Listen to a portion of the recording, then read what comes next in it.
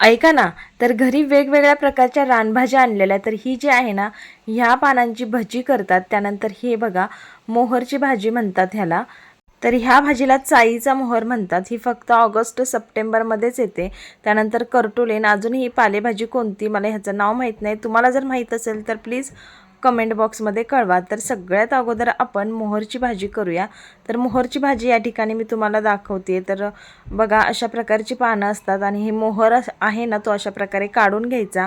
त्यानंतर उकळत्या पाण्यामध्ये घालायचा, 1 मिनिटभर उकळायचा. थोडासा थंड झाल्यानंतर घट्टसर पिळून घ्यायचा, त्याच्यामध्ये अजिबात पाणी ठेवायचं नाही. आता नुकत्याच भाकरी केलेल्या म्हणतात, चला चला म्हटलं तव्यातच फोडणी मारूया. 2 चमचे तेल घातलं, जिरं घातलं, कांदा घातला, थोडा परतून घेतला. त्यानंतर मिरची आणि लसूण टाकून देखील परतून घेतलं. आता तरी पण थोडंसं लाल तिखट मी घालणार आहे म्हणून हळद आणि थोडंसं लाल तिखट घातलं, चवीनुसार मीठ. छान अलटून पलटून परतून घेतलं. त्यानंतर जो मोहर होता तो छान असा मोकळा करून यामध्ये घातला आणि सुंदर मोहरची भाजी तयार झाली. व्हिडिओ आवडला असेल तर लाईक करा, शेअर करा, चॅनलला सबस्क्राईब करा, इंस्टा असला तर फॉलो करा. थँक्यू.